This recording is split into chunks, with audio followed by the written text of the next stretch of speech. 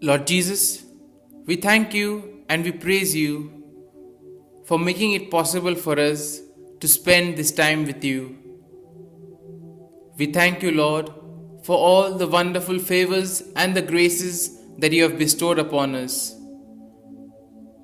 We thank you, Lord, for the gift of life. We thank you for the gift of this new day. You have given us another opportunity to share in your wonderful love, another opportunity to share this same love with others around us. And Lord, above all, you give us the comfort and the protection that we require. As we gather before you, we ask you, Lord, to give us the grace so that we can dedicate our entire selves to you. There are various distractions, various thoughts which keep coming in our minds. We ask you, Lord, to give us the grace to deal with these worries, anxieties, feelings of anger, frustration, jealousy. We place all of these at your feet, O Lord, and we ask you, Lord, to give us the blessings in order to grow in more deeper and intimate relationship with you. As we spend this time with you, Lord, we reflect on the gospel passage of today. Once again, we see that in this gospel passage, you tell us some things that we can include in our day-to-day lives. And as we spend this time with you, Lord, we also bring before you all those who have asked us to pray for them. We bring our personal intentions as well as their personal intentions before you, O Lord. And we ask you, Lord, to hear our prayers.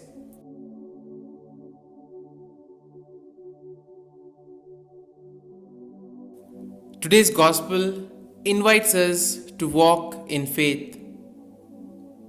Today is the feast of two apostles, Saint Philip and James. And we thank the Lord for these two men and for their companions. For it is thanks to them that we have received the faith in Jesus. They looked so weak, so fractious and unstable, yet they were the ones that Jesus chose to take his teachings to all the nation. What is even more amazing is that they did carry out their mission so that Jesus is known the world over. I can be only deeply grateful to them for all that they have done. I am the way, the truth, and the life. No one comes to the Father except through me. We ask ourselves, how central is Jesus in our spiritual life? How strong is our desire to know him better so that we can love him more and follow him as the only way to the Father? Let us spend a few moments in silence, reflecting on whether Jesus is the central part of my life or no. And if not, let us see how we can make Jesus as the center of our spiritual life.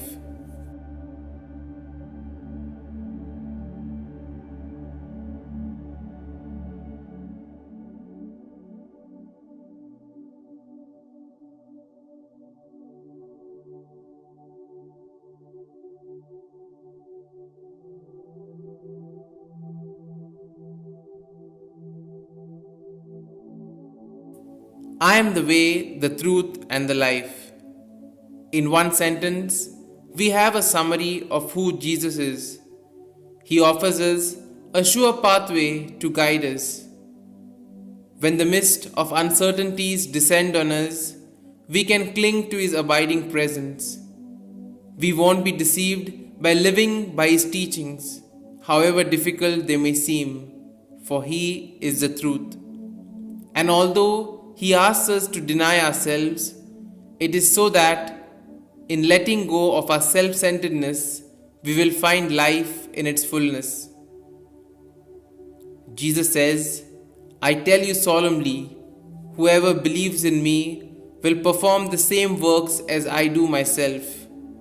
They will perform even greater works. What trust this involves! How often we can feel our work seems to bear little fruit. The Lord is surely encouraging us not to be too preoccupied by results, but to keep sowing the seed of good deeds and truthfulness, leaving to the Lord the when and how of the reaping. Following Jesus is a call to be in relationship. Jesus invites me into the very heart of life, the source of goodness, to be with Him and with the Father. We learn from the Gospels that it was the close relationship that Jesus had with His Father which led Jesus to behave in the ways that He did. The movement of God's Spirit within me draws me into the life of Jesus and the Father. I take a few moments now to recognize and appreciate where God is working in and around me. So let us spend a few moments in silence, reflecting on these aspects, and let us try to see the areas in our lives where we can see the presence and where we can feel Jesus actively working in and through us.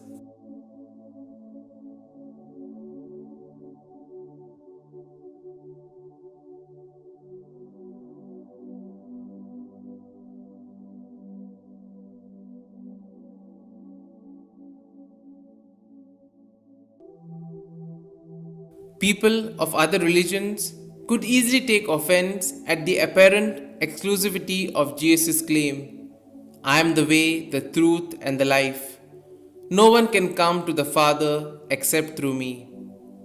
We could read this claim of Jesus in a more inclusive way, seeing it as Jesus saying that the way I live my life is the way, the truth, and the life, and this is the indispensable way to the Father. The way that Jesus lived his life was that no one was excluded from the circle of his love. He lived for the good of all. Even if we exclude one person from the circle of our love, our way to the Father is barred. Our love needs to grow from self-interest to national interest to international interest to the love of the whole creation. Philip is one of the lesser known apostles. Slow of understanding, he elicits a gentle but somewhat exasperated rebuke from Jesus at the Last Supper. Jesus says, Philip, have I been with you for so long a time, and you still do not know me? Philip was there from the beginning, the fourth of Jesus' apostles according to John. His call was special, whereas Andrew and John saw and followed Jesus, and Peter was brought to him by Andrew. But Jesus found Philip and said to him, Follow me. Can I hear that call in my life? Can I hear Jesus calling me to do something for the kingdom of God? Is Jesus calling me to make a difference in the lives of others? Jesus sees not with human eyes, but with the eyes of the Spirit. He looks not at outward appearances, but at the heart. Lord, grant that I may look at my brothers and sisters with your eyes, as equally valuable and deeply lovable members of your earthly family.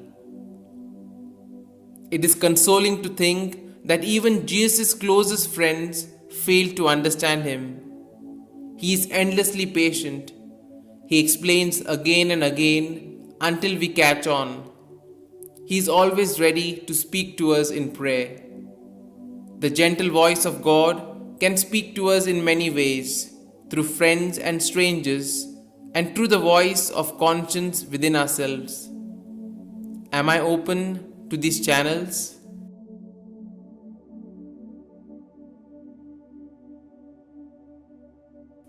Philip is captivated by Jesus, but now he starts to wonder what the Father is like. We too can think that the Father must be very different from the Son, but in fact, the Son is the presence of the Father in the visible form. The words and deeds of Jesus are the words and deeds of God. I ask to be brought ever more deeply into the mystery of who Jesus really is. People say nobody knows what God is like. This was true before Jesus came, but now we can know. God is like Jesus, totally on our side. God loves us limitlessly. We need not fear God because God is the purest love towards us. On the feast of Saints Philip and James, the Gospel quotes a curious remark of Philip to Jesus: "Show us the Father, and we will be satisfied."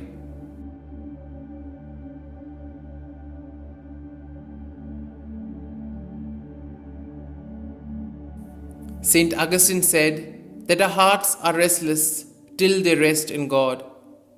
There are moments when we seem to tread on holy ground like Moses did, or sometimes we tend to savor sacred moments in our lives. When I see Jesus, I see a human vision of the infinite God who is beyond our imagination. I recognize something of Philip in me. Although he lived with and listened to Jesus every day, he still looked for something more.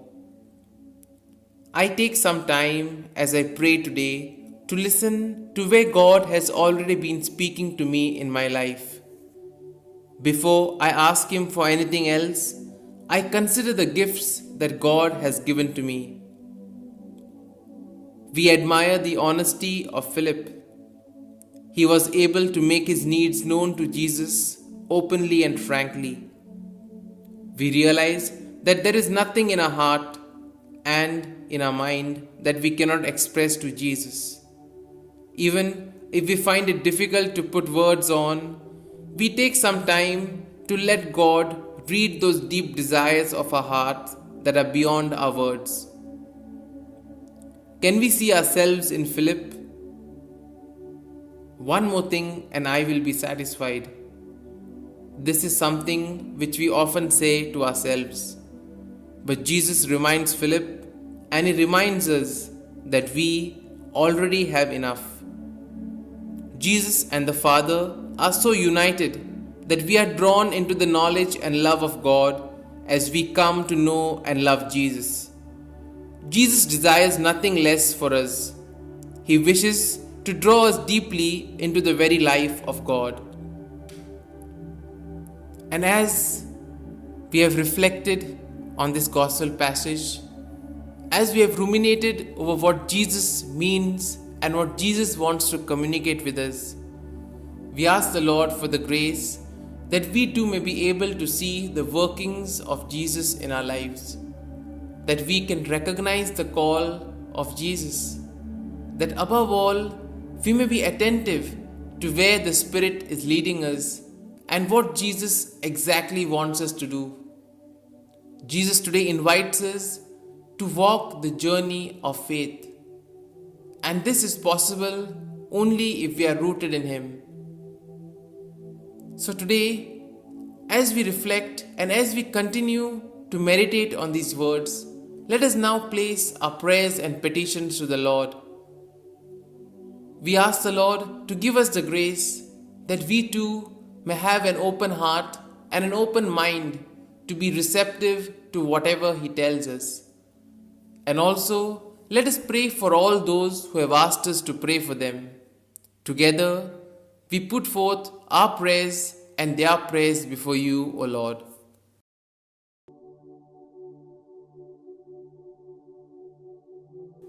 And as we continue reflecting on the gospel, let us now bring to mind all those who have asked us to pray for them. Let us also put forth our own prayers and petitions before the Lord. We continue to pray for the ongoing pandemic situation. We pray for the victims. We pray for the doctors, the nurses, the medical staff, all those who toil day and night. We also pray for all those in charge of administering the vaccines. We ask the Lord to be with them so that whatever they do, it may be for the common good. We also ask and pray that the government authorities may take appropriate steps for the good of the people. We also pray for those who celebrate their birthdays and their wedding anniversaries today. And we ask you, Lord, to be with them, guide them, and give them good health of mind and body.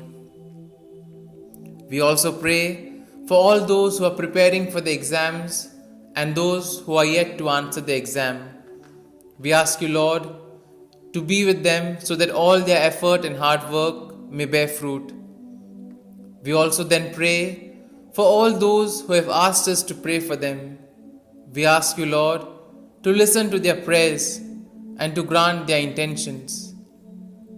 We also pray for all those who feel left alone, all those who dejected, all those who have some kind of issue or the others, those who need your help.